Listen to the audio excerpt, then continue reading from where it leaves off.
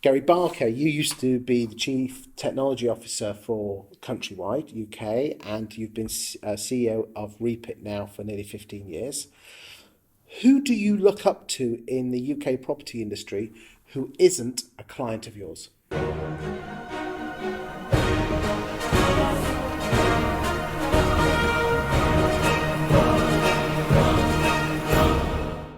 Who isn't a client of mine?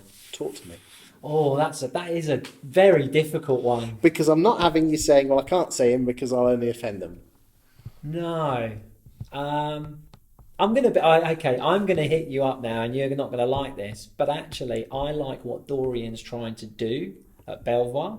I think he's trying to extend that model and trying to give flexibility to the franchisees. So that's one person with something. So what flexibility is he trying to give them? Well, I think he's trying to not pigeonhole franchisees. I think he's trying to let them run their business in a way that is entrepreneurial. Okay. Now that's one spectrum. I think the other guy who is exceptional though is Sean Newman, and I have tried to work with him a number of times, and I will get him one day. But Sean Newman, what he does with that business, and what he does with the Fine and Country, and his social media, and his perception, and his awareness of the market is so strong. And he doesn't use tech for tech's sake, although he did famously show off his old CRM system on his Tesla, which I think was quite impressive.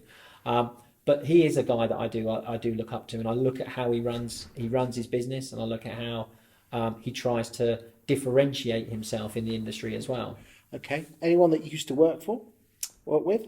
There's too many guys. I mean, we named some. Lee Wainwright, exceptional. Absolutely exceptional. One of the smartest, brightest individuals that I've come across. Ben Taylor, passion, vision. Keller Williams, very good. Can't forget Andrew Ben. Andrew Ben, famously. I interviewed him and basically said, what the hell did you leave? You were CEO of Heart in Waiting.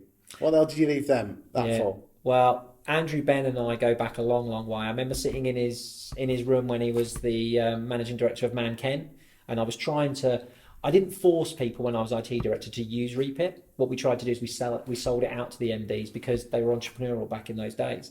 And so I sat down with Andrew Ben. He said, no. Before I'm going to take it, I need a screen here, a little dashboard here that tells me A, B, C, D, E. And he made me do that for him. And he sat there and he drew it out on a piece of paper, and we did that for him. And I can't thank him enough for that. And he is one of those top guys. But there's so many of them out there. There's a classic D-type disc profile. Yeah, there is. Yep. You want one screen with red, yellow, or green, which tells you where things are going right, where going wrong. Yeah. On one screen. Absolutely. And more CRM firms could, and PropTechs could learn from that. You definitely can. Anyone else?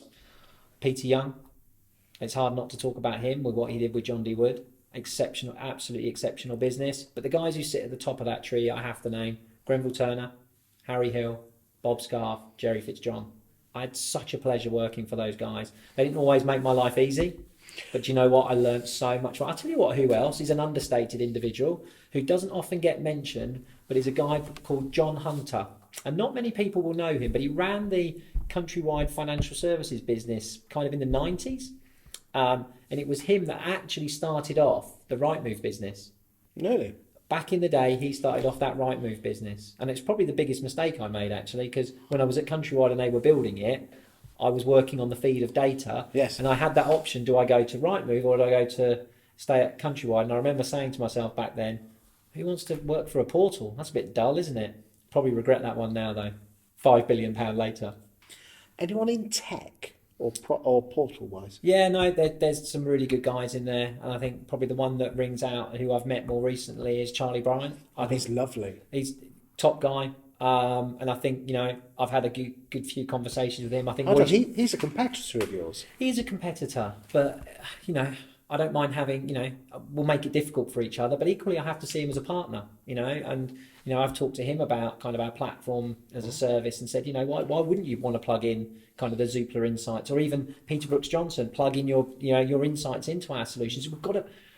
This space is so small, we've got to make it work. And I do think Charlie, from a data and a portal perspective, is trying to make those differences. I'm actually, all being well, interviewing him in the new year, and I think he needs to do it. And I'll be straight with you. I think you also, but again, you being here is certainly ticking that box. Is he needs to get a more of a public face out there, because I think in an industry today we are also driven by people as well as the tech. I mean, I was going to do a separate video, but let's just finish off with this. I'm of the opinion that too many prop tech firms let the prop tech sell itself, when in reality sometimes you need a leader, a thought leader, to be there. You mentioned Sean Newman. Interestingly, I help and guide him in the background. I've trained him and his staff on some video work as well. Also Adam Days and others. Is you need to be a person, a bit like a Richard Branson. Yeah.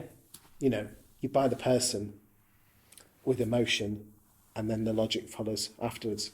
I think that's a really, you're at 100% spot on, and it's one of the reasons why I'm sitting here now. For those who know me and have worked with me, I quietly sit behind the scenes. I'd like to think I kind of know my, I know my space. We've known each other now for 18 months, and I've been banging on about it for ages. You have. Shuftovich, you're here. I know you were due to be on here a few months ago, but as you were flying back from LA and couldn't get back as you do. It is a world we live in now, where I've got an Australian business, American investors who need sleep at the end of the day. There you go. My highlight is jumping on a train down to King's Cross, but there you go. There you go. I think we'll leave it at that for this video. Thank you for your time today, and thank you very much. Thank you.